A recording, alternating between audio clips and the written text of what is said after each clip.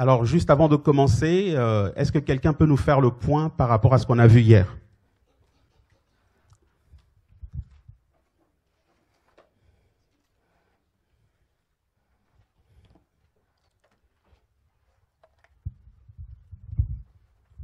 Si on peut faire passer le micro.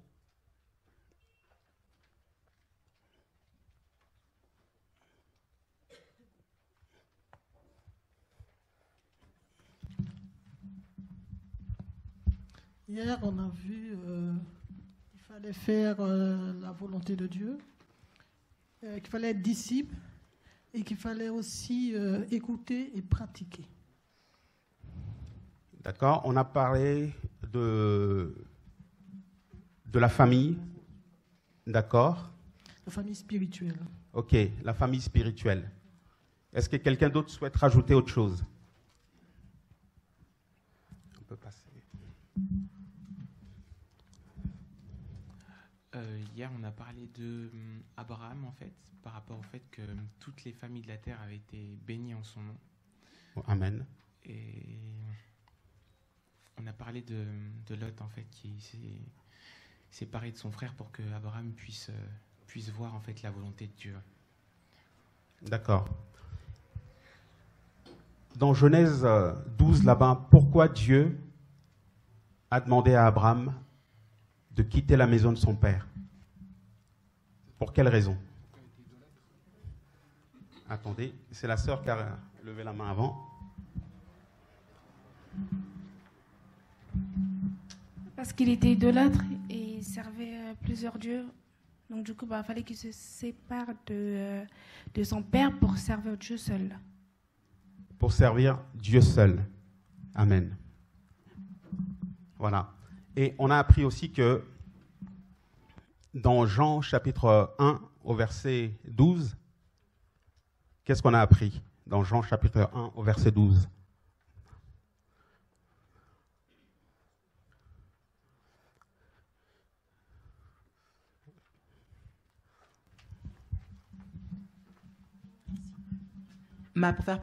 Pour faire partie de la famille spirituelle, il fallait saisir la parole, il fallait vraiment la comprendre. Pas seulement l'écouter, mais la comprendre et la pratiquer. D'accord. Et Jean 1, 12, il dit quoi? Tous ceux qui l'ont saisi, qui l'ont reçu. Enfin, on a vraiment insisté là-dessus. D'accord. Cette parole a donné le pouvoir de devenir... Ah oui, de devenir enfant de Dieu, oui. Enfant de Dieu. Amen. Voilà. Donc nous faisons partie de la famille spirituelle. Amen. Et nous allons tenter par la grâce du Seigneur de continuer. On va se laisser conduire par le Seigneur. Amen. Si nous avons nos Bibles, je pense qu'on l'a tous, on va prendre Deutéronome, chapitre 6.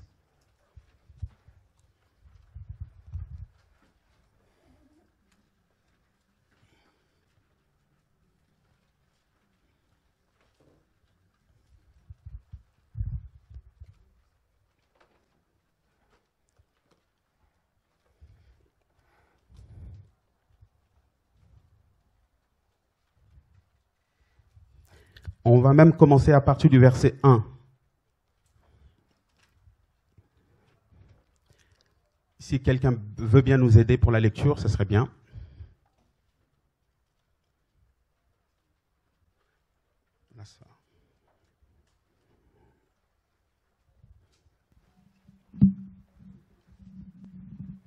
Voici les commandements, les lois et les ordonnances que Yahweh, votre Dieu, m'a ordonné de vous enseigner, afin que vous les pratiquiez dans le pays dans lequel vous allez passer pour le posséder, afin que tu craignes Yahweh, ton Dieu, en gardant durant tous les jours de ta vie, toi, ton fils et le fils de ton fils, toutes ces lois et ces commandements que je t'ordonne, pour que tes jours soient prolongés.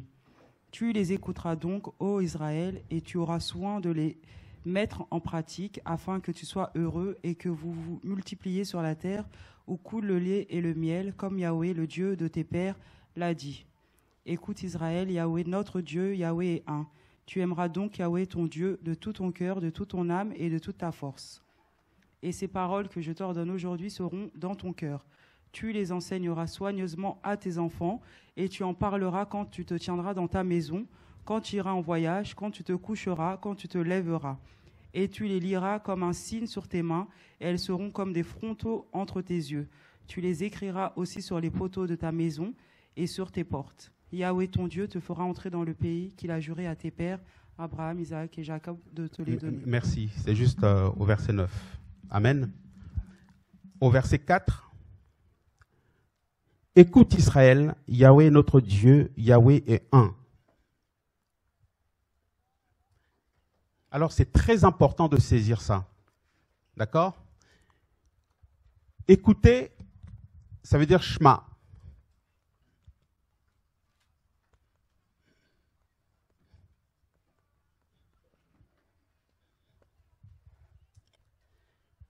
Donc, ça veut dire, bien sûr, écouter,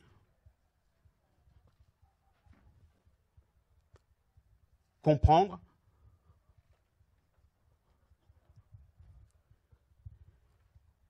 obéir à. Et ça veut dire aussi entendre.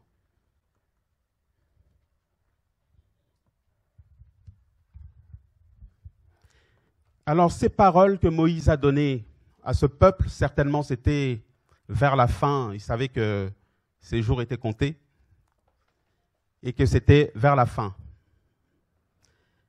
Il va convoquer le peuple et il va leur tenir ces discours-là. D'accord? Et il va leur dire, écoute Israël. Écoute Israël. Yahweh notre Dieu, Yahweh est un. Donc ça veut dire que là, il présente qu'un seul Dieu. Pas deux dieux, ni trois, ni quatre, mais un seul. Hier, on nous a enseigné que Abraham, Dieu lui avait demandé de quitter la maison de son père. Pourquoi? Parce que il servait plusieurs dieux. Et le projet du Seigneur, ce n'était pas que les gens, son peuple, se perdent au travers de ces démons, parce que ces dieux-là, c'était plus des démons. Il n'y en a qu'un seul, le Père éternel, le Dieu tout-puissant. Il n'y en a qu'un seul, le Dieu tout-puissant. Et le chemin, pour les Juifs, en fait, ce sont des versets qu'ils devaient connaître par cœur.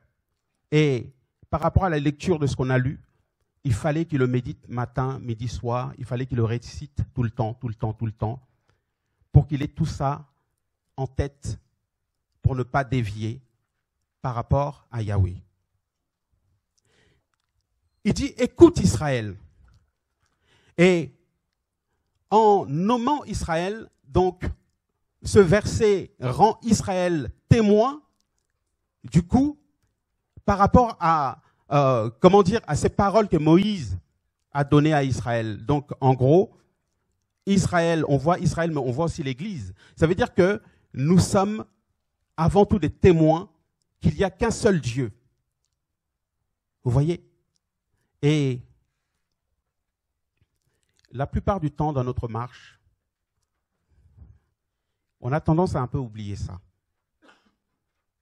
Vous voyez? Notre foi, doit être basée strictement sur la personne de Christ. Et quelquefois, lorsque nous lisons un petit peu Matthieu 6, la Bible dit « Ne vous inquiétez de rien ». Quelquefois dans notre marche, on a tendance un petit peu à oublier qu'il n'y a qu'un seul Dieu. Et c'est pour ça que ce Dieu, pour le saisir, il faut vraiment naître de nouveau. Donc ça veut dire que les pratiques qu'on pouvait pratiquer avant notre conversion, parce qu'il y en a qui étaient peut-être, qui allaient voir des marabouts, ou d'autres types, notamment de ces genres de pratiques, vous voyez. Et dans notre marche, on a tendance à oublier un peu ça. Il n'y a qu'un seul Dieu. Quelle que soit la situation par laquelle tu passes, il n'y a qu'un seul nom qu'il faut invoquer, c'est le nom du Seigneur. C'est le plus important. Mais pour ça, il faut le réaliser. Et c'est pour ça que Moïse insiste, écoute. Donc ça veut dire prête attention à mes paroles. Il n'y a qu'un seul Dieu. Un seul. Il n'y en a pas deux. Et on va continuer. Au verset 5, tu aimeras Yahweh ton Dieu de tout ton cœur, de toute ton âme, de toute ta force. En gros, ici, il est en train de nous expliquer que aimer Dieu, c'est toute notre personne. Ça veut dire que tel que je me tiens devant vous, corps, esprit et âme, je dois aimer mon Dieu. Et nous savons que dans l'âme, c'est le siège des émotions, des passions, le courage, les sentiments, tout ça. Ça veut dire que aimer Dieu, c'est toute ma personne. Et ici, la Bible insiste sur le fait, au verset 6, il dit « Ces paroles que je t'ordonne aujourd'hui seront dans ton cœur. » On va reprendre au verset 5. « Tu aimeras Yahweh, tu aimeras donc Yahweh ton Dieu de tout ton cœur, de toute ton âme, de toute ta force. Et ces paroles que je t'ordonne aujourd'hui seront dans ton cœur. »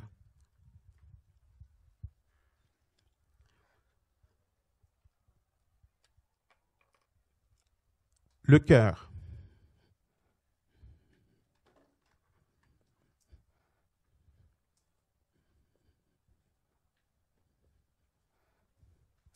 D'accord? Le cœur, les babs en hébreu.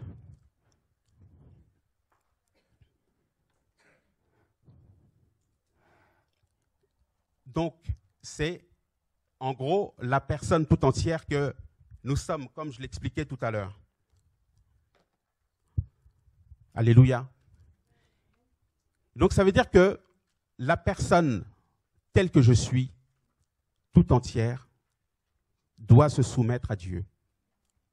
Et on va développer, par la grâce du Seigneur encore, on va voir que dans ce passage qu'on vient de lire, le Seigneur, par Moïse va commencer déjà par expliquer qu'il y a un seul Dieu. Et ce Dieu, il faut l'aimer de tout son cœur, de toute son âme, de toute sa force. Et les paroles qu'il donne à son peuple, ces paroles doivent être gardées dans le cœur. On va essayer, petit à petit, par la grâce du Seigneur, d'aller doucement pour essayer d'entrer un peu plus en profondeur et comprendre un petit peu ce que le Seigneur veut nous enseigner aujourd'hui. Alléluia. Ça veut dire que faisant partie de la maison de Dieu, comme Éphésiens 2 nous le dit, nous savons que notre Dieu est saint, le Père Tout-Puissant. Ça veut dire que nous devons être à l'image de notre Père. Et ça, c'est très important. Alors, essayons de faire l'état de lieu du cœur. Prenons Matthieu, chapitre 15.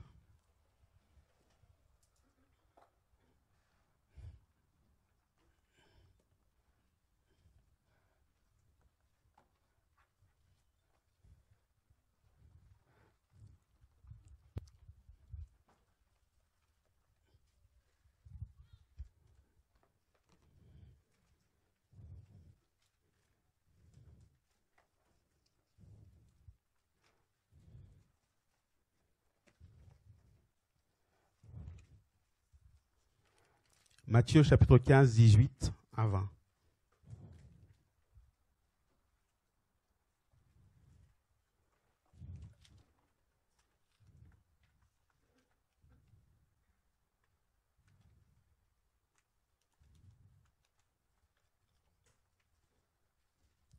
Est-ce que quelqu'un a trouvé, s'il vous plaît?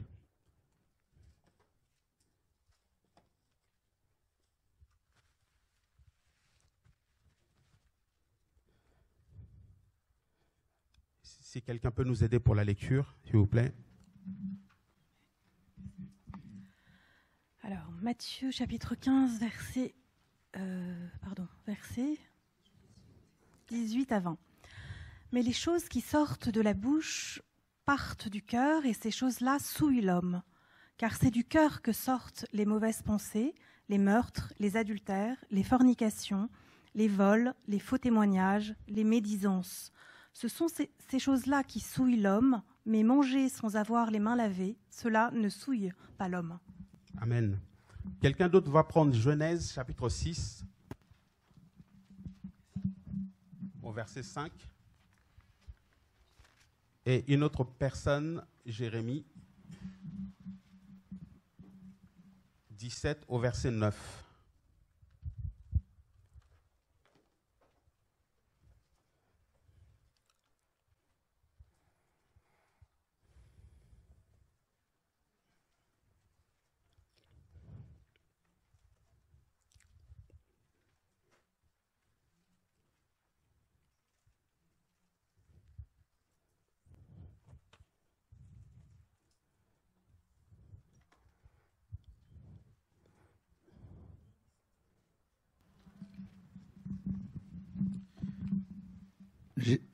Jérémie 17, verset 9. C'est pas grave, tu peux prendre aussi Jérémie 17 au verset 9, oui. Le cœur est trompeur plus que tout, et il est incurable. Qui peut le connaître? D'accord, tu peux relire plus fort s'il te plaît. Le cœur est trompeur plus que tout, et il est incurable. Qui peut le connaître? D'accord, tu peux continuer encore. Moi, l'Éternel. Je suis Yahweh qui sonde le cœur et qui éprouve les reins, même pour rendre à chacun selon sa voie et selon le fruit de ses actions. Amen. Et Genèse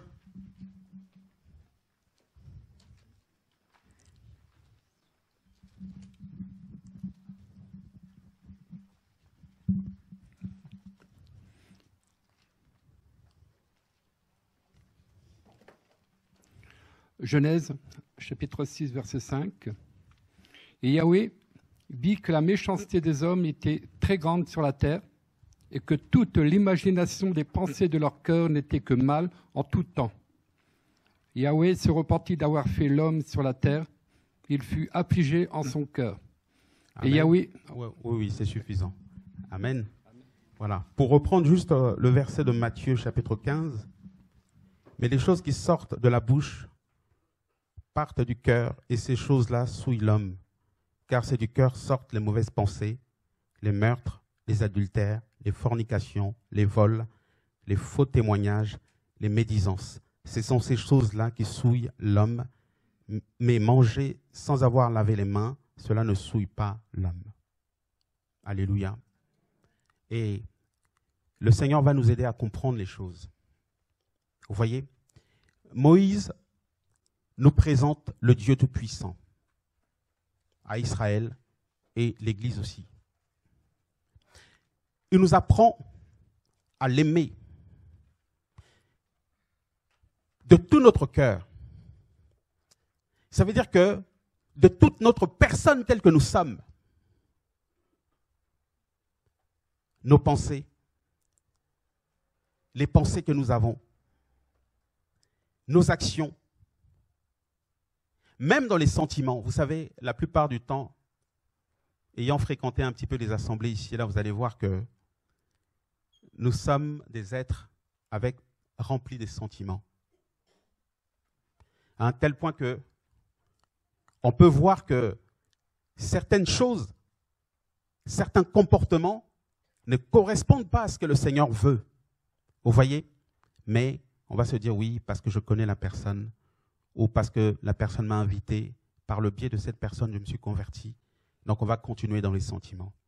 Hier, on nous a enseigné que dans Matthieu 12, 21, là-bas, que le grain de blé qui doit tomber en terre, il faut qu'il meure pour porter du fruit.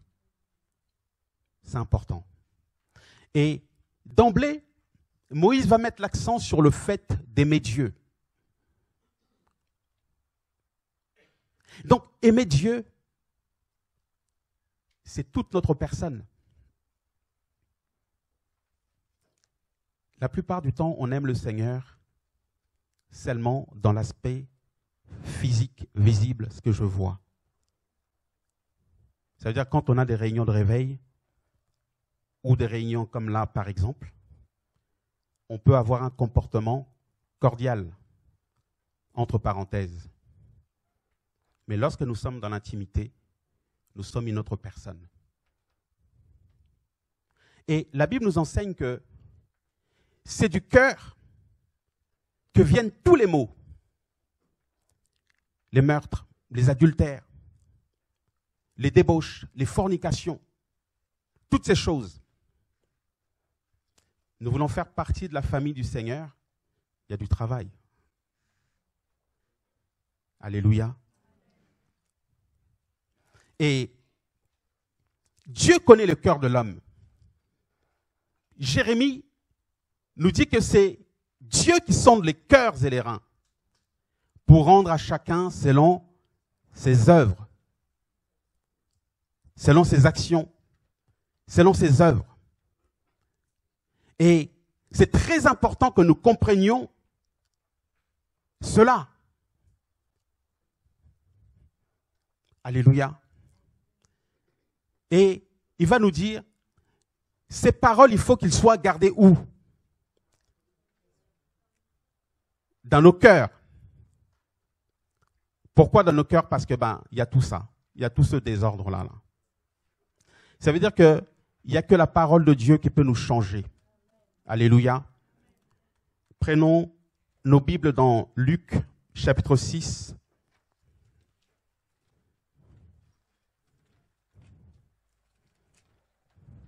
À partir du verset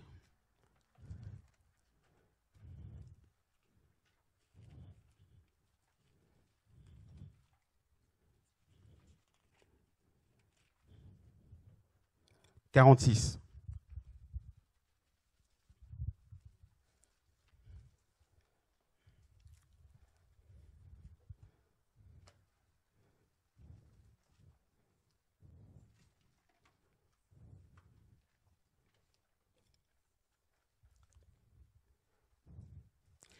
Alors, la Bible nous dit, « Mais pourquoi m'appelez-vous Seigneur, Seigneur, et ne faites-vous pas ce que je vous dis?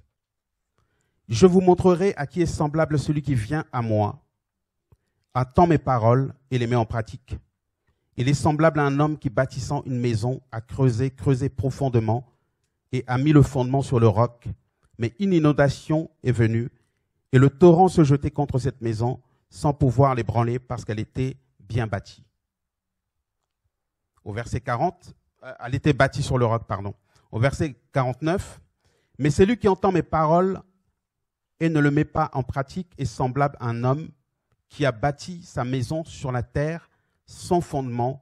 Le torrent s'est jeté contre elle et aussitôt elle est tombée et la ruine de cette maison a été grande. » On va toujours garder dans la tête le passage qu'on a pris dans Deutéronome chapitre 6, on va y revenir. Moïse met l'accent sur le fait, sur la personne que nous sommes en tant qu'enfant de Dieu.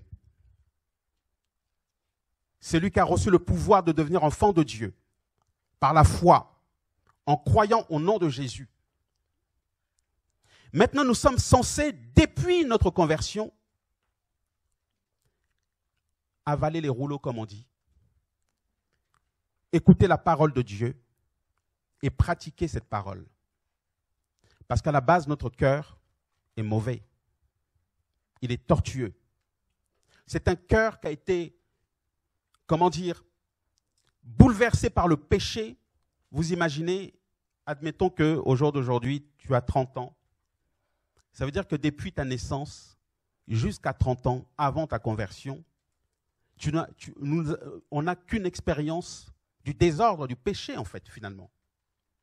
Maintenant, à partir de notre conversion, il va falloir racheter le temps au travers de la parole de Dieu, pour que Dieu travaille nos cœurs, pour que les choses changent. C'est important.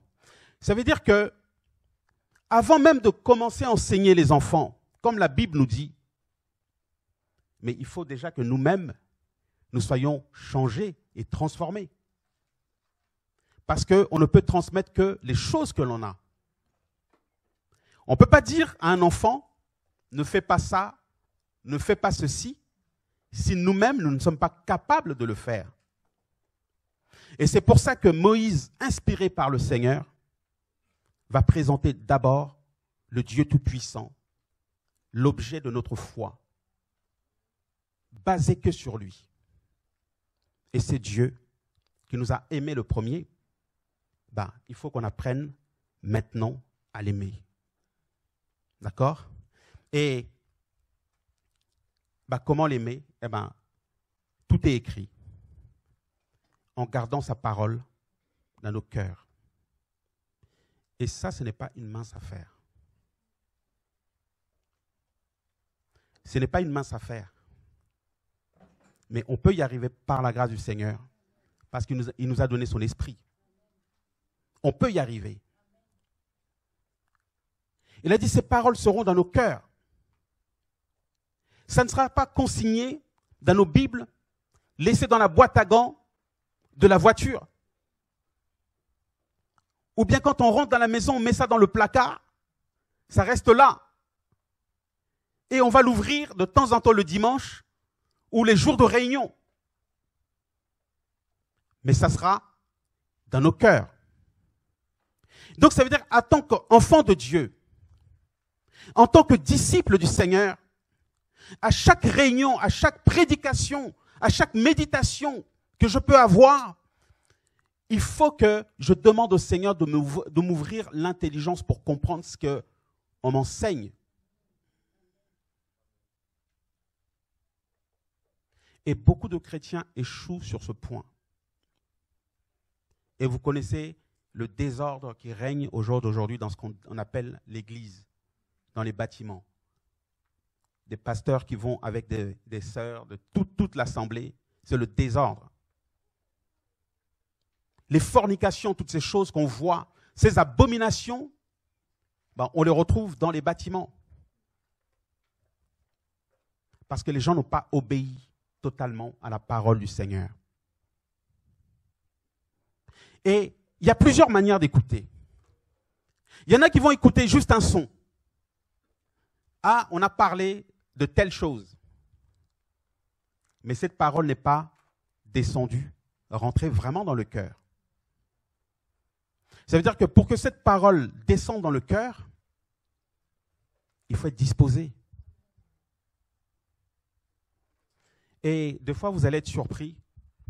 Vous sortez d'une réunion, quelqu'un qui vous voit dehors, il vous pose la question, on a parlé sur quoi? On est là, on regarde. Ah, en tout cas, c'était trop fort. C'était trop fort, mais en gros, le mot trop fort veut dire que j'ai oublié quoi. C'était trop fort, mais on a oublié. Et ce que nous sommes en train d'oublier, c'est que nous sommes censés racheter le temps.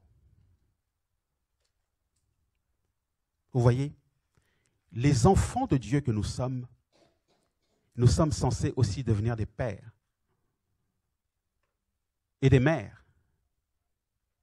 Ça veut dire que la parole de Dieu que nous recevons, que nous gardons dans notre cœur, va constituer pour nous une expérience dans la persévérance. Quelles que soient les difficultés par lesquelles tu passes, tu sais qu'il n'y a qu'un seul Dieu. On ne peut pas se détourner de ses voies. Ça veut dire que depuis que j'ai cru au Seigneur, quels que soient les problèmes, les soucis que je rencontre, je sais qu'il n'y a qu'un seul Dieu auprès de qui je peux me tourner. Mais des fois, on est là, on regarde un petit peu ce qui se passe à l'arrière. On essaye de trouver des plans. Au lieu d'avoir juste un seul plan, qui est la confiance en Dieu, on a des plans B, C et Z qui nous font pécher.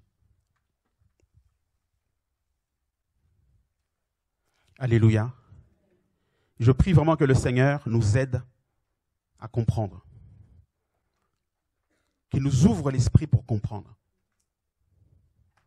Parce qu'on doit racheter le temps. Donc ça veut dire que nous parlons de la famille. Quand on parle de la famille, on voit les enfants derrière. Mais on a parlé de la famille spirituelle. Mais on voit aussi l'évangélisation. on voit également des prochains disciples, d'autres personnes qui vont se convertir peut-être au travers de nous, si Dieu nous fait grâce. Mais laissez-moi nous dire que nos enfants ne pourront pas réellement servir Dieu si nous n'avons pas appris à aimer Dieu. Parce que l'enseignement que nous sommes censés donner aux enfants doit passer par l'expérience que nous avons dans le Seigneur. Ça veut dire que si je veux voir mes enfants prier, il faut que je prie. Si je veux voir mes enfants, méditer la parole, il faut que je médite la parole. Et c'est pour ça que Moïse insiste sur le fait que cette parole, ça ne doit pas être mis dans un placard, mais en toi. Ça veut dire, en gros, quand on te regarde, on doit voir Jésus. Quand tes enfants te regardent, ils doivent voir quelqu'un de changé, de transformé. C'est très important. Alléluia. Laissez-moi vous dire que si on n'a pas la parole du Seigneur dans nos cœurs, on fait du surplace. On ne peut pas progresser. Alléluia. On peut reprendre, Deutéronome. Il dit au verset 6, « Et ces paroles que je t'ordonne aujourd'hui seront dans ton cœur. » Au verset 7, « Tu les enseigneras soigneusement à tes enfants et tu en parleras quand tu te tiendras dans ta maison, quand tu iras en voyage, quand tu te coucheras et quand tu te lèveras. » Je pense qu'on est loin du compte là.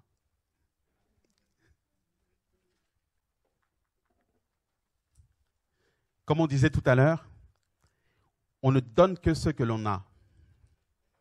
Même si on oblige les enfants à prier ou à méditer la parole, mais si notre comportement n'est pas soumis complètement à la parole de Dieu, ils savent le ressentir. Et quelquefois, on veut obliger les enfants à se convertir, alors que nous-mêmes, on n'est pas réellement convertis.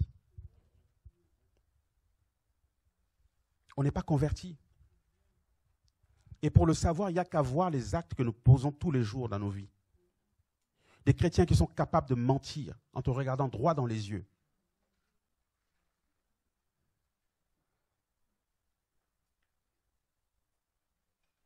On se connaît, hein? De comportements complètement odieux. Des loyers qu'on ne paye pas. Des dettes partout, ici et là. Mais la parole de Dieu nous enseigne l'intégrité. Des fraudes dans les trains, toutes ces choses-là. Sans parler des magouilles. Et des chrétiens stratèges. Ça veut dire que je viens dans une assemblée, je repérais une sœur, comme je sais que je n'ai pas de papiers, je n'ai pas suffisamment la foi pour croire en Dieu.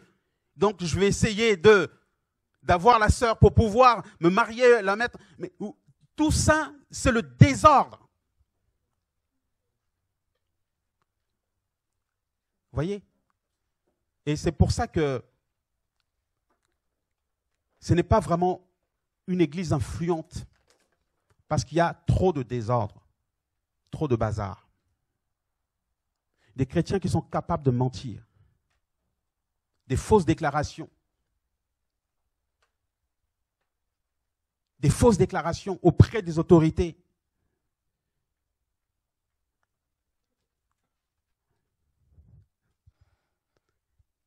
Là, on parle de la famille spirituelle, n'est-ce pas? Regardez. Est-ce que quelqu'un peut prendre Romains, chapitre 6, au verset 16, s'il vous plaît.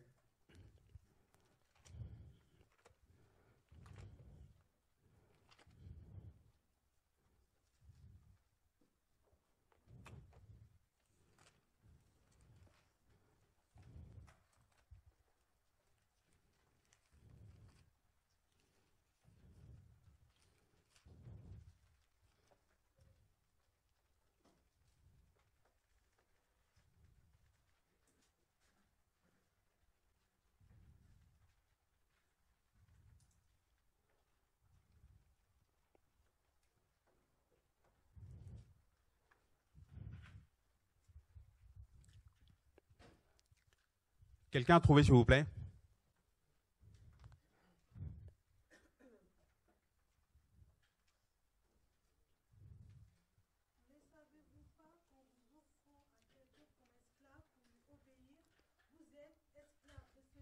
Vous obéissez, soit du péché qui conduit à la mort, soit de l'obéissance qui conduit à la justice. Amen. Donc, nous allons insister un tout petit peu sur le fait de garder la parole de Dieu dans notre cœur. Alléluia. Voilà. Ici, la Bible nous enseigne quelque chose. Ne savez-vous pas qu'en vous livrant à quelqu'un comme esclave pour lui obéir, vous êtes esclave de celui à qui vous obéissez, soit du péché qui conduit à la mort, soit de l'obéissance qui conduit à la justice.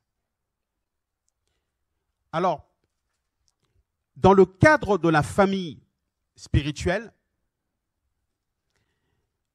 je pense que c'est Jean 8 qui nous dit que le Seigneur, quand il parlait, il recadrait les pharisiens, il leur disait, vous avez pour le père le diable, et c'est pour ça que vous voulez accomplir ses désirs. Vous voyez? Donc ça veut dire que dans cette famille spirituelle, il y a des vrais enfants de Dieu, mais il y a aussi des enfants de l'ennemi. Vous voyez? Et ce passage de Romains nous enseigne quelque chose. L'apôtre Paul nous enseigne au travers de ce passage, il dit, ne savez-vous pas qu'en vous offrant à quelqu'un pour lui obéir, vous êtes esclave de celui à qui vous obéissez. Laissez-moi vous dire que, en tant qu'enfant de Dieu, ça c'est moi, c'est ma conviction personnelle. Je crois que la parole de Dieu, elle est suffisamment puissante pour nous purifier des esprits impurs. Mais quand on passe son temps à être délivré à gauche, à droite, ici et là, ça veut dire que là, on est esclave du péché. Pourquoi l'apôtre Paul, pourquoi Moïse met l'accent sur le fait d'obéir à la parole de Dieu et de garder cette parole dans nos cœurs? Pourquoi? Parce qu'il y a une réalité spirituelle derrière ça. Ça veut dire que tant que tu seras rempli, vous savez, ce cœur qui est un abîme, qui est, rempli de vices, il faut que la parole de Dieu nous transforme de l'intérieur afin que notre adoration soit une adoration agréée par le Seigneur. Et quand je parle d'adoration, je parle aussi de l'action, de ce que nous faisons, des actes que nous posons pour le Seigneur. Pour revenir un peu à ce que je disais, la Bible nous dit, ne savez-vous pas qu'en vous offrant à quelqu'un pour lui obéir, vous êtes esclave de celui à qui vous obéissez. Nous sommes esclaves de Jésus. Mais il faut que nous obéissons à sa parole.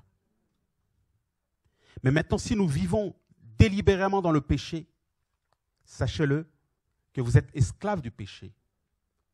Et derrière le péché, il y a des démons. Et c'est pour ça que vous allez voir, certaines personnes ne peuvent pas arrêter de mentir ou de recommettre le même péché tout le temps.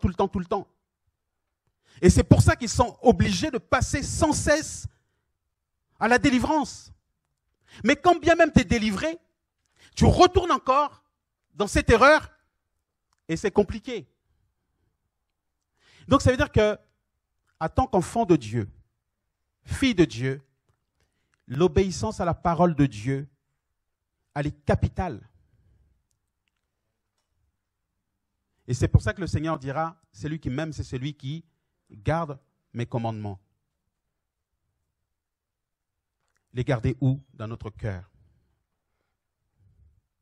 Ça veut dire que les sentiments que j'ai, parce que j'aime bien les sentiments, j'aime bien le frère, tout ça, là, mais s'il vit dans le péché, mon frère, on applique la parole. Si tu ne veux pas, eh ben, moi je continue avec le Seigneur. Voilà. On est trop dans les sentiments. On est là. C'est comme si c'était des clubs en fait. Et parmi vous, il y en a qui ont commencé à prendre ces genres, comment dire, des sessions de didasco, d'enseignement comme ça, comme si c'était des réunions de réveil où tout le monde vient, on vient n'importe comment, on fait tout et n'importe quoi. Il y en a même parmi vous qui ont des fois des comportements odieux.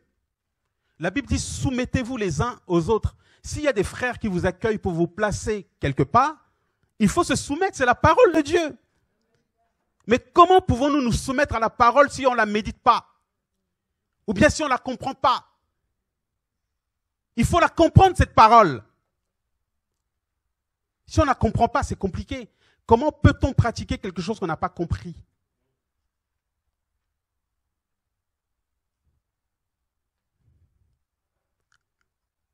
On a du retard. Alléluia. Nous sommes censés être des disciples du Seigneur. Des enfants de Dieu. Avec son esprit. Si chacun réfléchit un petit peu dans sa marche, vous allez voir qu'il y a beaucoup de désordre. Et tant qu'on vit un peu dans la médiocrité, on est esclave du péché. Et c'est pour ça qu'on peut aller voir le pasteur Julien pour le fatiguer, délivre-moi, délivre-moi, délivre-moi. Ou d'autres frères d'ailleurs. Parce que la parole n'est pas rentrée dans notre cœur. Vous savez, la délivrance, le Seigneur peut te délivrer. Mais il faut quand même obéir à la parole de Dieu.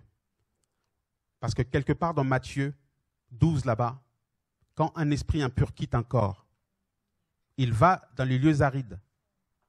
Mais maintenant, si tu n'as pas obéi totalement à la parole de Dieu, qu'est-ce qui va se passer?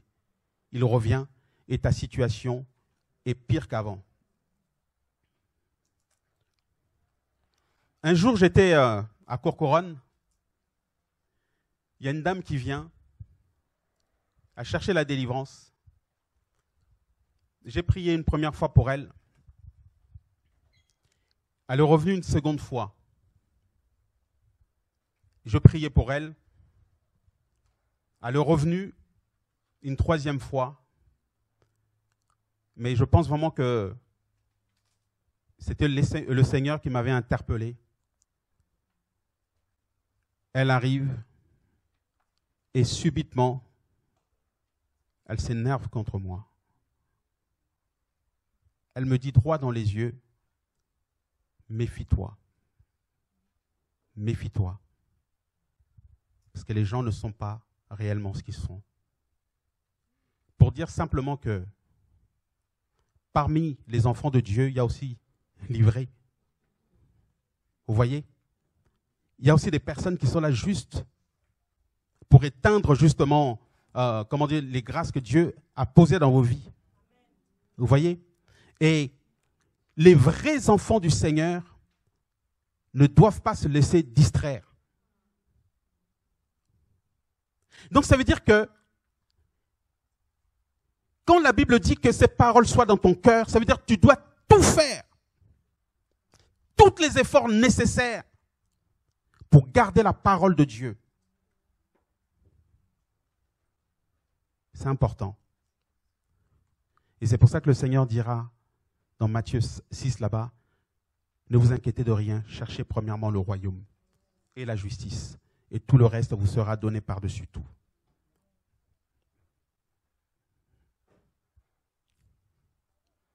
Alléluia. La parole de Dieu. Si on peut reprendre Deutéronome. Tu les enseigneras soigneusement à tes enfants et tu en parleras quand tu te tiendras dans ta maison, quand tu iras en voyage, quand tu te coucheras et quand tu te lèveras. Et tu le liras comme un signe sur tes mains. Elles seront comme des frontaux entre tes yeux. Les paroles que Dieu nous donne, ce sont des trésors que nous sommes censés assimiler pour pouvoir transmettre. Et c'est vrai que dans la Bible, dans Éphésiens 4, 11 là-bas, Dieu donne des dons à des personnes pour enseigner la parole, dans le but de perfectionner, d'aider les enfants de Dieu à grandir dans le but justement de servir Dieu. D'accord? Mais en tant que parent, en tant que sœur, en tant que frère, en tant que, frère, nous sommes censés aussi enseigner d'autres personnes. Mais comment peut-on les enseigner? Eh bien, c'est au travers de notre vie. Au travers de notre vie. Alors, vous allez avoir des frères qui ont un caractère exécrable. Ou des sœurs pareilles, un mauvais caractère. Donc, ça veut dire que pour ton mari ou pour ta femme, tu n'es pas un modèle. Quand il te regarde, il voit une païenne ou un païen. Il ne voit pas l'homme de Dieu ou la fille de Dieu. Parce qu'on a un mauvais comportement. Parce que la parole de Dieu n'est pas gardée dans notre cœur. Et ce qui peut être scandaleux, c'est on aime bien les réunions. Dès qu'il y a un temps de prière, on est là à fond. Mais quand le mari ou la femme voit le comportement à la maison, ça ne lui donne même pas envie de prier. Et vous pensez que les enfants vont suivre ce genre de choses? Ils ne suivront pas. Ils ne peuvent pas suivre. Parce qu'on n'est pas un modèle. Vous voyez? Donc l'enseignement va passer déjà par les choses que je vis moi-même, ce que j'ai vécu, ce que je vis. Maintenant, je peux transmettre aux autres. C'est un transfert d'expérience. Je sais que le feu, ça brûle, parce que je l'ai expérimenté. Si je dis à mon enfant que le feu, ça brûle, je sais que ça brûle réellement. Mais si je ne l'ai pas expérimenté, c'est compliqué. Une fois, dans le 402, là, j'entendais un couple de Congolais, ils se chamaillaient dans le car. Et parce que la femme allait raconter tous les problèmes de la maison, du foyer. Il allait raconter ça à tout le monde dans son église, partout. C'était des chrétiens. Et le mari fait « Ah Dieu, pourquoi tu m'as donné une telle femme ?» devant les païens. Vous voyez, le témoignage devant les païens. On parle de la famille, non? La famille, c'est le désordre. Il y a beaucoup de désordre. On retrouve des adultères chez les chrétiens. C'est le désordre. Et ce couple donnait ce témoignage devant les païens. Donc ça veut dire que même si après tu viens, oui, Jésus est amour, ils vont dire, mais ton Jésus là, c'est comme ça? Non, c'est pas possible. Je préfère rester dans ma vie de païen tel que je suis. Vous voyez? Des hommes et des femmes avec un caractère dur.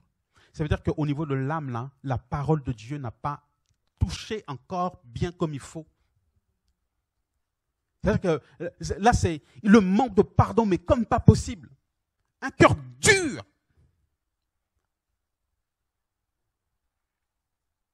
Ça veut dire qu'on vient, on court de réunion en réunion, mais il n'y a pas la vie de l'esprit.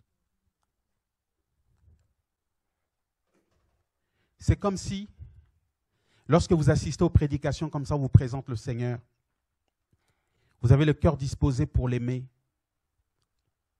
Mais lorsque vous sortez de là, c'est compliqué, on oublie. On est devenu hypocrite. L'hypocrisie dans les cœurs de beaucoup. Et Dieu, il voit ça. Il voit ça, il dit, mais en agissant ainsi, en étant désobéissant à la parole de Dieu, on ouvre grande la porte de nos cœurs aux démons, aux esprits impurs, pour saccager maintenant les familles. Et vous allez voir que les esprits impurs vont commencer à rentrer dans les familles, ainsi de suite, parce qu'on n'a pas obéi totalement à la parole de Dieu. Ce que nous faisons là, mesdames et messieurs, mes frères, est réel. Ça veut dire que ta percée spirituelle va dépendre aussi de la qualité de l'écoute et de la mise en pratique de la parole de Dieu dans ta vie. Plus tu vas pratiquer la parole de Dieu, plus tu vas inviter le Seigneur dans ta présence, à être avec toi encore. Parce qu'il dit dans Jean 14 là-bas, que celui qui m'aime, c'est celui qui garde mes commandements. Celui qui garde mes commandements, je l'aimerai et je me ferai connaître. C'est la parole. Plus on va aimer la parole de Dieu, eh bien plus on va apprendre à le connaître. Mais moins on va pratiquer cette parole, c'est comme si on s'éloignait de lui. Même si on se dit chrétien, né de nouveau, mais c'est comme si on s'éloigne de Dieu.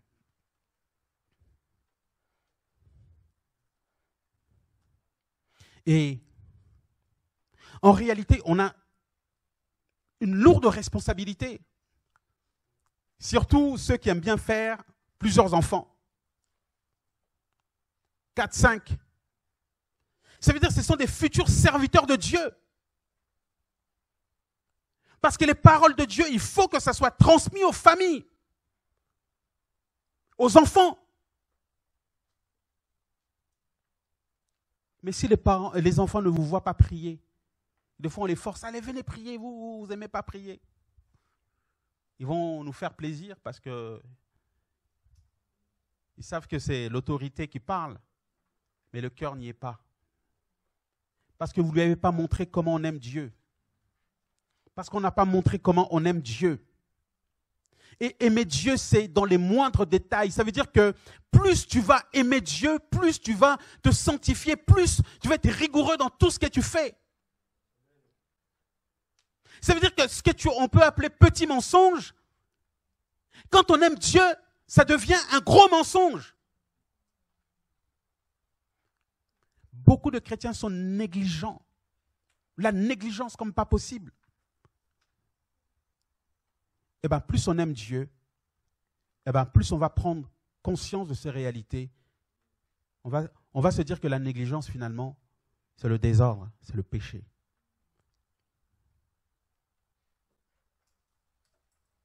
Vous voyez, la crainte de Dieu, c'est le commencement de la sagesse. Nous voulons craindre Dieu, soyons dans sa parole. Nous voulons aimer Dieu, soyons d'abord bibliques. Quand on aime Dieu, on ne marche plus dans les sentiments.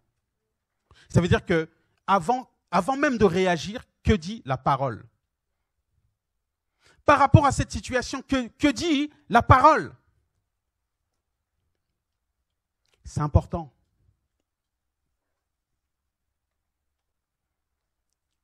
Des conjoints qui ne se convertissent pas. Il y en a même qui sont dégoûtés. Ils se disent, si c'est ça Dieu, c'est pas possible. Et je sais qu'il y en a ici. Je sais qu'il y en a. Aimer Dieu, c'est se charger de sa croix et suivre le Seigneur. Il faut laisser le Seigneur changer nos cœurs. Il faut accepter la parole de Dieu. Il faut garder cette parole. Il faut garder cette parole.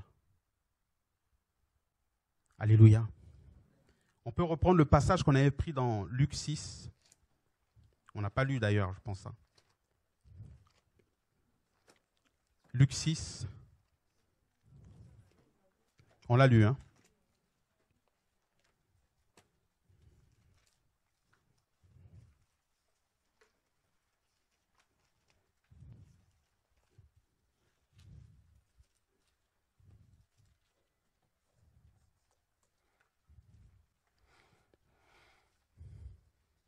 Et il dit, au verset 46, « Pourquoi m'appelez-vous Seigneur, Seigneur, et ne faites-vous pas ce que je vous dis ? Je vous montrerai à qui est semblable celui qui vient à moi, entend mes paroles et les met en pratique. Il entend les paroles et les met en pratique. D'accord? Aux yeux du Seigneur, au verset 48, il est semblable à un homme qui, bâtissant une maison, a creusé profondément et a mis le fondement sur le roc. Le fait de creuser, là, c'est au travers des enseignements. C'est le fait de rechercher d'abord le royaume de Dieu. C'est le fait de rechercher d'abord la volonté du Seigneur dans ma vie. Ça veut dire que ce n'est pas chercher simplement, il y en a qui cherchent avec négligence, c'est vraiment chercher avec persévérance, avec ténacité. Vous voyez, dans le but de trouver quelque chose. C'est ça qui est le plus important.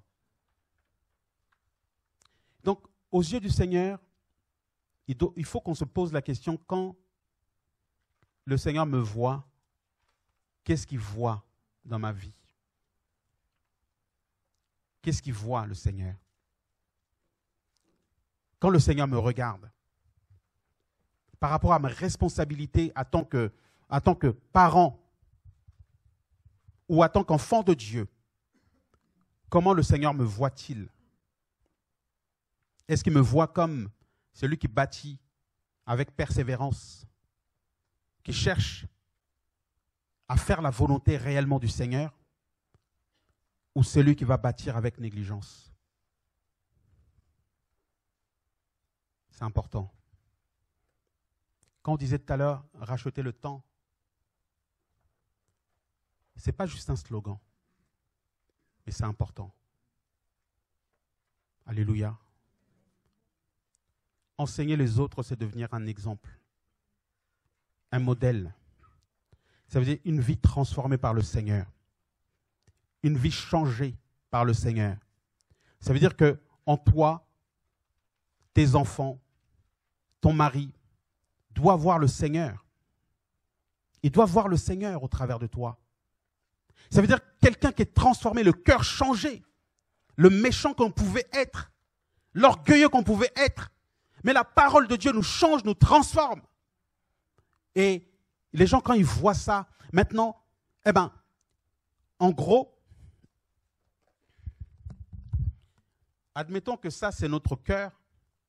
Si nous sommes remplis de la parole de Dieu, ça veut dire que nos actions vont correspondre à ce que nous avons dans notre cœur.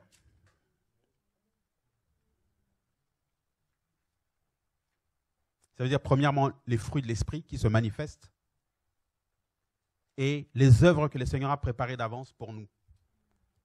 D'accord? Tout ce qui est, prendre soin des autres, ainsi de suite, tout ça, manifester l'amour, ainsi de suite. Mais tant qu'on n'est pas rempli de la parole de Dieu, c'est compliqué. Et ce sont des mauvaises actions que nous allons poser ici et là. Des actes de colère, de rébellion, ainsi de suite. Et ça, ce ne sont pas des fruits que le Seigneur tolère. Alléluia. Et si on revient toujours dans Deutéronome,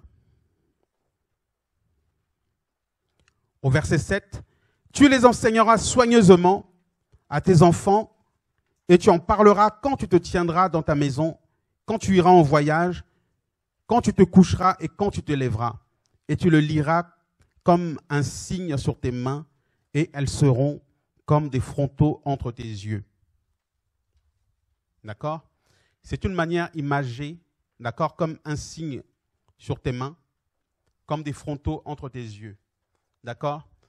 La main symbolise l'action. L'action de prendre quelque chose. D'accord? Ça symbolise l'action. D'accord? Et le signe sur le fronton, c'est l'image de celui qui est rempli de la parole de Dieu, qui est rempli de la volonté du Seigneur. Donc ça veut dire que ton action va être conditionnée par la connaissance que tu as de ton Dieu. Ou peut-être pas. Ou de l'aspect charnel qu'on peut avoir de nous-mêmes. Par exemple, nous sommes censés être doux. Mais il y a des frères qui battent leurs femmes.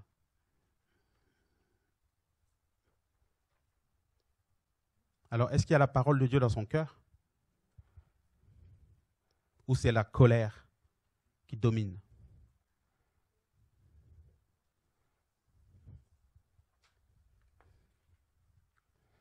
Alléluia.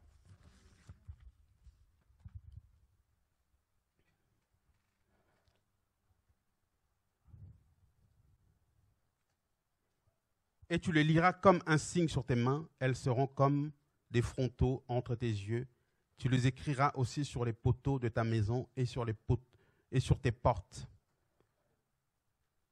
Tu les écriras aussi sur les poteaux de ta maison et sur tes portes. Alléluia.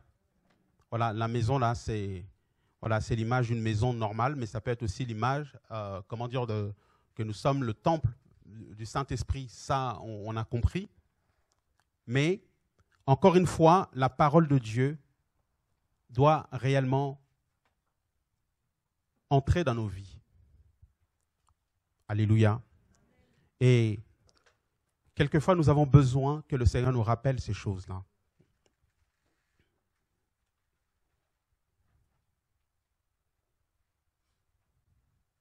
On a besoin que le Seigneur nous rappelle ces choses. C'est la parole de Dieu qui nous purifie. C'est elle qui nous change, qui nous transforme.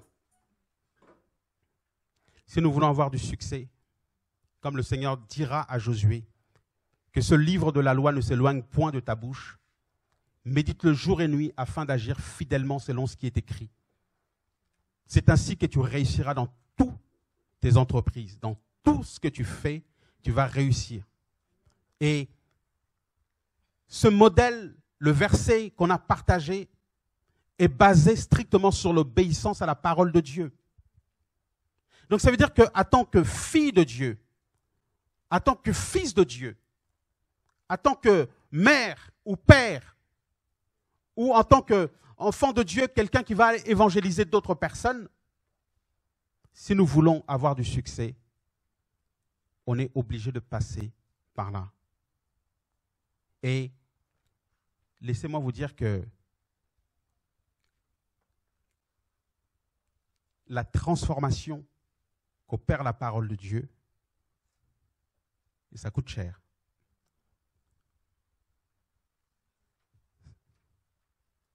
Il faut beaucoup de persévérance.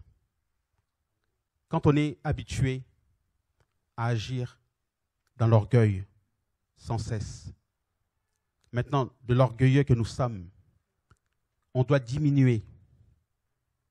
Parce que l'orgueil, ça vient de l'âme, d'accord? On doit diminuer pour laisser plus de place au Seigneur. Ça demande beaucoup d'humilité. La Bible dit que nous sommes censés d'aller de gloire en gloire. C'est important. Donc ça veut dire que dans notre marche, aller de gloire en gloire au Seigneur, par rapport à la parole de Dieu, ça veut dire quoi? Ça veut dire simplement que j'arrive au Seigneur, je suis dans un état A. Maintenant, la parole de Dieu, si elle agit dans ma vie, je suis censé progresser. Donc ça veut dire que le colérique qu'on était avant, cette colère s'en va au nom de Jésus. Maintenant, c'est l'humilité. On voit le progrès. Et un bon moyen de le voir dans la vie de tous les jours, ce sont les témoignages de nos proches. Comment nos proches nous voient. Est-ce qu'ils nous voient comme des lions, comme des lionnes? Ou bien ils se rendent compte que finalement, le lion ou la lionne qu'on était avant, on est transformé en brebis dans la présence de Dieu. Alléluia. Et l'enlèvement sera conditionné par ça aussi.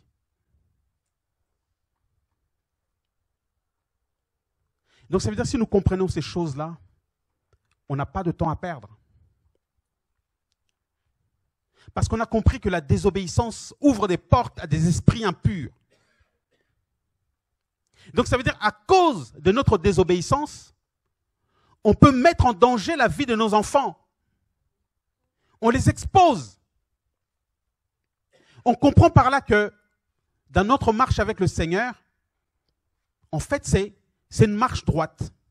Tu es obligé d'avancer. Vous voyez? On est obligé d'avancer quoi qu'il arrive. Et en avançant comme ça, eh ben, le Seigneur corrige. Il corrige. Il corrige. Il corrige. Jusqu'à ce qu'il nous trouve parfait. Après, une fois qu'il nous a trouvé parfait, s'il ne revient pas encore, il peut t'enlever. Mais au moins, tu es au ciel. Vous voyez? Mais c'est ça que nous devons rechercher. Une fois qu'on a la parole de Dieu dans nos cœurs, ça va conditionner toute notre vision. Ça veut dire que la parole de Dieu devient notre lampe. C'est elle qui nous conduit en toutes choses. Et toutes les actions que nous faisons, tout ce que nous faisons, eh ben, ça sera conditionné parce que j'aime le Seigneur, l'amour de Dieu. Eh ben, et les Israélites, dans ce passage de Deutéronome, c'était vraiment, tous les jours, ils devaient comprendre, méditer, comprendre, pour agir comme Dieu veut qu'ils agissent. C'est ce que nous sommes censés faire. Alléluia. Est-ce qu'on est triste? Est-ce que le Seigneur nous parle un petit peu?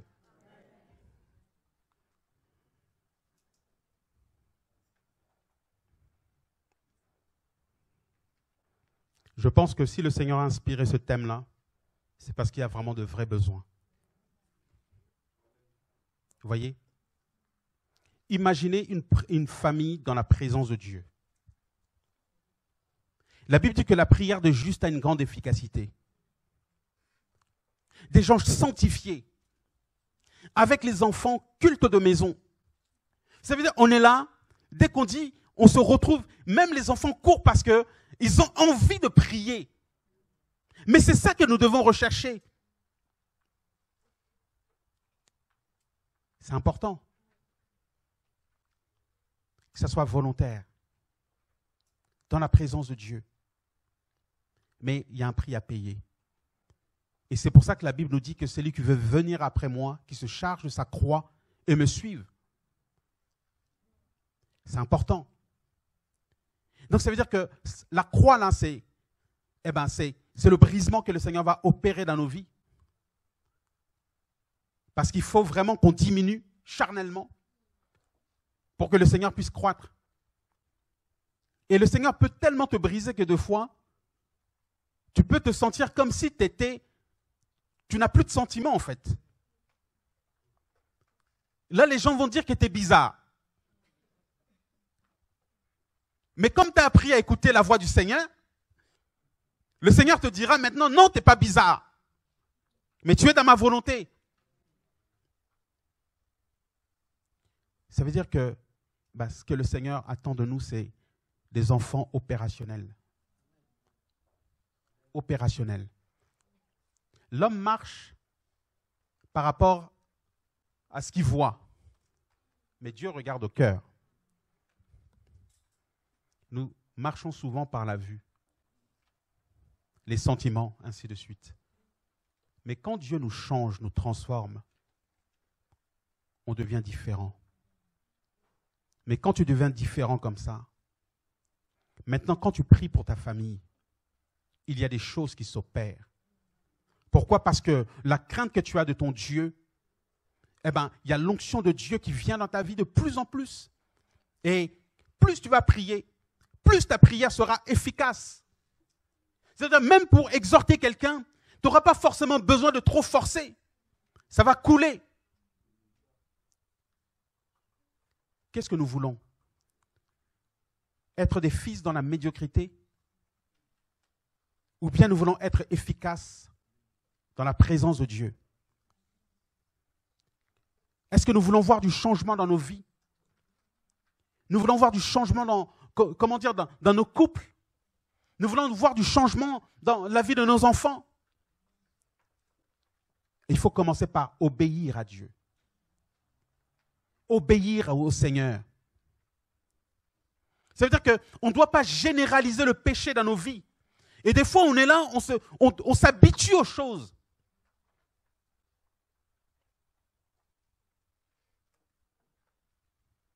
On doit s'offrir comme un sacrifice vivant, agréable au Seigneur. Et l'apôtre Paul nous exhorte à ne pas nous conformer au siècle présent, à être transformés par le renouvellement de notre intelligence.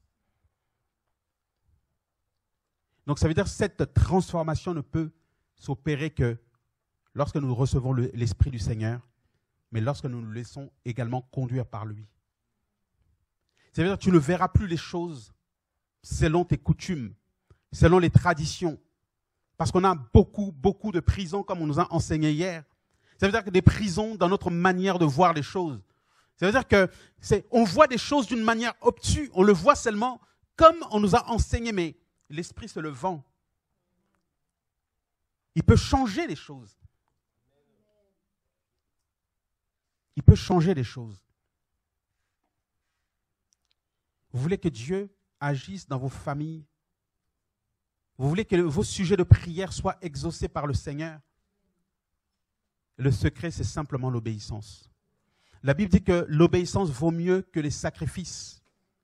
Les sacrifices, tu peux courir chaque réunion de réveil à gauche, à droite. On peut courir comme on veut. Mais tant qu'on n'a pas obéi, il faut obéir au Seigneur. Alléluia. Et le temps que le Seigneur nous donne à vivre, on ne sait pas. Demain, on peut être enlevé. Comme dans un mois, comme dans 2 ans. Comme on peut vraiment vivre aussi le retour du Seigneur. Ça veut dire, pendant ce temps, tous ceux qui appartiennent à Jésus, servez Jésus. De tout votre cœur. Servez-le. De toute ta force. De toute ton âme. De toute ta personne. Même quand on a des mauvaises pensées, on peut les chasser au nom de Jésus. Il faut racheter le temps. Il faut racheter le temps. Il faut racheter le temps. Le Seigneur nous parle encore. Le Seigneur nous parle.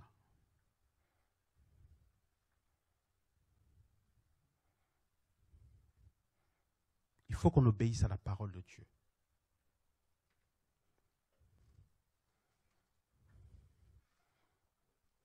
La volonté de faire la volonté du Seigneur. Ça doit être notre priorité. Tout à l'heure, je nous ai posé une question en nous disant, lorsque le Seigneur nous regarde, quand le Seigneur te regarde, ma sœur, qu'est-ce qu'il voit? Et quand bien même tu seras satisfaite de ta réponse, il faut chercher encore à aller plus loin avec le Seigneur. Il y a des hommes dans la Bible qui ont marché avec Dieu, tels que Enoch, qui était agréable à Dieu, et Dieu l'a enlevé. Tel que Job, que ce soit dans l'abondance ou dans la disette, il a persévéré avec le Seigneur. Il a persévéré. Même si sa femme lui dit, bénis Dieu et meurs, mais il est resté intègre, malgré qu'il était atteint dans son corps. Mais le Seigneur l'a restauré. On a plein d'exemples comme ça, les apôtres Paul, des hommes et des femmes qui ont servi Dieu. Ça veut dire que leur foi était totale. Ça veut dire qu'ils croissaient encore davantage dans la foi. Ça veut dire pour eux, à chaque problème, c'était c'était un moyen de glorifier encore le nom du Seigneur. il y avait une croissance. La croissance. À un tel point que on le prenait pour des fous. Mais quelle folie, c'est la folie de Jésus. Alléluia. La seule chose que vous pouvez faire pour garder, pour protéger vos enfants, c'est l'obéissance à la parole de Dieu. La seule chose d'efficace que vous pouvez faire pour avoir une vie, une marche chrétienne victorieuse, c'est l'obéissance à la parole de Dieu. Ça veut dire, plus tu obéis à la parole de Dieu, plus des portes se referment. Parce que la parole de Dieu nous sanctifie. Elle nous purifie. Et c'est pour ça que Dieu veut que cette parole soit gardée dans ton cœur.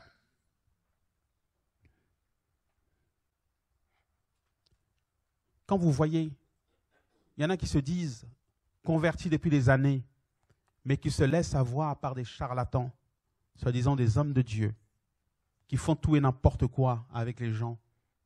C'est parce que la parole n'est pas dans notre cœur.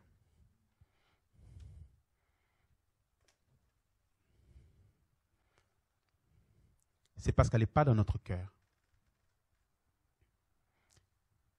Quand elle est dans notre cœur, il y a le Saint-Esprit qui nous avertit. Il nous parle. Même si tu es ignorant, que tu n'as pas lu un verset, mais si tu as l'Esprit du Seigneur, Dieu te parlera. Il te dira que ces choses qu'on est en train de te raconter, ce n'est pas la réalité. Mais il faut aimer Dieu. Il faut aimer Dieu. Il faut aimer Dieu. De toute sa force, toute son âme, toute sa personne. Il faut aimer Dieu. Alléluia.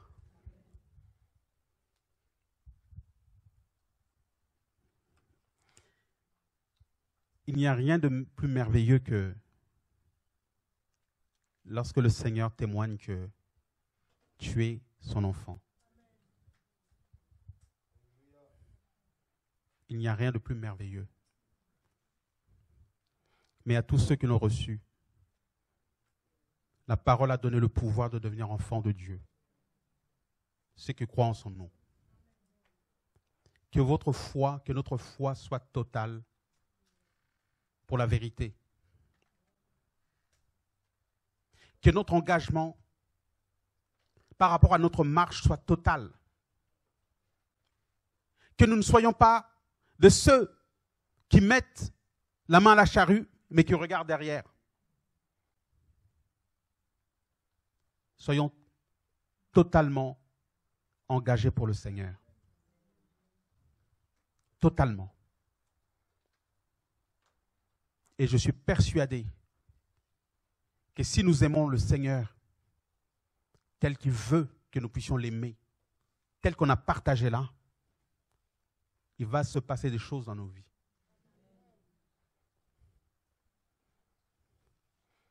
Alléluia. Que Dieu soit béni. Voilà. Donc, si vous le voulez bien, on va se lever dans la présence du Seigneur.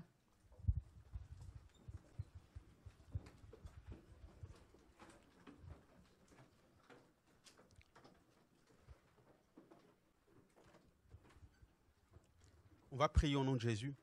Père éternel, nous te rendons toute la gloire, Seigneur. Merci pour ta grâce, Seigneur de gloire. Nous prions, Seigneur, mon Dieu, mon roi, que toi seul puisses encore ouvrir l'intelligence de ton peuple, Seigneur, pour comprendre, Seigneur, mon Dieu, et appliquer, Seigneur, ta parole. Au nom puissant de Jésus-Christ de Nazareth, Père éternel, sois loué, sois glorifié, sois magnifié, Seigneur, mon Dieu, mon roi. Père éternel, que cette semence ne soit pas perdue, Seigneur, mon Dieu, mon roi, mais que cette semence, Seigneur, mon Dieu, mon roi, puisse germer, Seigneur, mon Dieu, dans les cœurs, dans le nom puissant de Jésus-Christ de Nazareth, Père éternel, Dieu. Père, bénis ce peuple encore, Seigneur, qui te cherche, Seigneur. Seigneur, bénis ce peuple encore, Seigneur. Aide-les à persévérer dans la crainte de ton nom. Au nom puissant de Jésus. Père, garde-nous, Seigneur, contre les flèches de l'ennemi, contre tout ce qui n'est pas de toi. Garde-nous, Seigneur, mon Dieu, mon roi, contre la séduction, l'apostasie. Au nom puissant de Jésus-Christ de Nazareth. Père, sois loué encore. Conduis-nous encore en toutes choses, Seigneur, par ton esprit. Sois magnifié, Seigneur de gloire. Amen. Voilà, que le Seigneur soit grandement béni. Voilà, bon courage et à demain, si Dieu le veut.